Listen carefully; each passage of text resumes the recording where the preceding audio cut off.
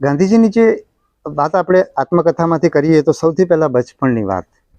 એમના માતા છે બહુ જ ધાર્મિક વૃત્તિના હતા, ખૂબ બધા ઉપવાસ કરતા હતા અને એવા ઉપવાસ કરે કે ઘણીવાર સૂર્યના દર્શન કર્યા પછી ઉપવાસ કરવા હોય, ચાતુર્માસ કરતા.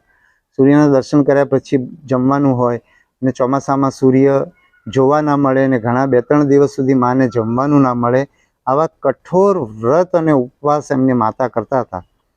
એની અસર ગાંધીજી ઉપર એ છે કે એમણે પણ એમના જીવનની અંદર આંદોલનના ભાગરૂપે ઘણીવાર ઉપવાસ કર્યા છે. તો આના માધ્યમથી આપણને એ શીખવા મળે છે કે બચપણનો જબરજસ્ત પ્રભાવ આપણા ઉપર હોય છે. માતા પિતા એ શીખે કે આપણે બાળકોને કેવું વાતાવરણ આપીએ છીએ એના પરથી બાળકનું આખું જીવન ઘડાતું હોય છે. એ ગાંધીજીના દાખલાથી આપણે જોઈ શકીએ છીએ.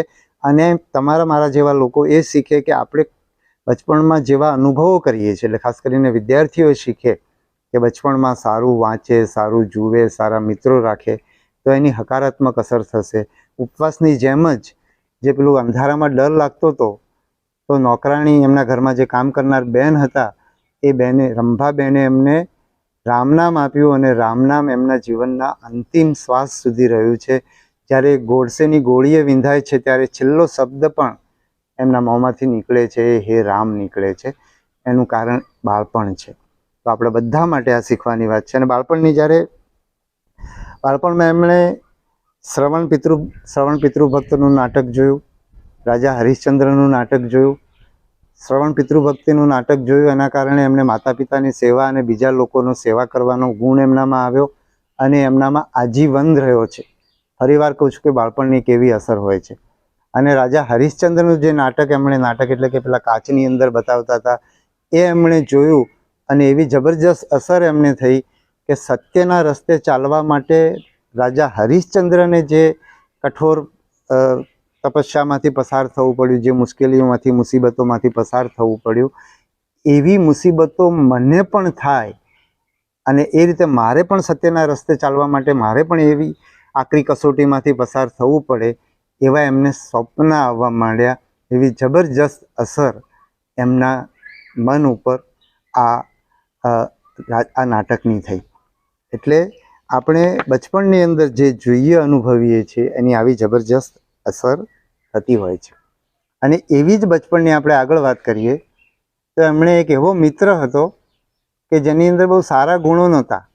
એટલે એમના પત્ની, એમના મોટા ભાઈ અને એમના માતા ત્રણેય જણ એમને એવું કહેતા હતા કે આ માણસમાં સારા ગુણ નથી અને તું એની સોબત કરીશ નહીં, તું એના મિત્ર બનીશ નહીં.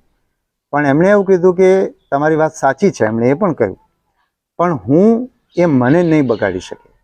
તમે એના દોષો જુઓ છો, મેં કેટલાક એના ગુણો પણ હું જાણું છું અને એ મને નહીં બગાડી શકે. પણ આપણે શીખવાનું એ છે કે બચપણમાં, ખાસ કરીને બચપણમાં, મોટા થયા પછી તો આપણે સારા નરસાનો નિર્ણય કરી શકીએ છીએ. અને ખાસ કરીને તરુણાવસ્થામાં, ટીનેજ જેને આપણે કહીએ છીએ, 13, 14, 15થી 19 સુધીના જે વર્ષો છે એ વર્ષોમાં મિત્રોનો બહુ બધો પ્રભાવ પડતો હોય છે. અને ગાંધીજીના જીવનમાં પણ એ આ સમયની વાત છે કે જે એમનો આ મિત્ર છે જેની સાથે એ દોસ્તી હતી ને એના કારણે એ માંસાહાર સુધી પહોંચે છે. અને માંસાહારનો એમનો તર્ક હતો. એ મિત્ર એણે તર્ક કર્યો છે કે અંગ્રેજો કેટલા મજબૂત છે અને આપણા ઉપર રાજ એટલા માટે કરે છે કે એ લોકો માંસાહાર કરે છે. અને એ ગાંધીજીને એ તર્ક ગમ્યો ને એમણે માંસાહાર કર્યો. એમ આપણા ઘણા બધા મિત્રો એવા હશે, ખાસ કરીને યુવાનો અને બાળકોને મારે એ કહેવાનું છે કે તમે સરસ જીવતા હશો, સારા કપડાં પહેરતા હશો, સારા વિચારો રાખતા હશો, એમની જે ખરાબ ટેવો છે એનાથી દૂર રહેવાનો પ્રયત્ન કરતા હશો, તો તમને તમારા મિત્રો હાંસી ઉડાવશે તમારી.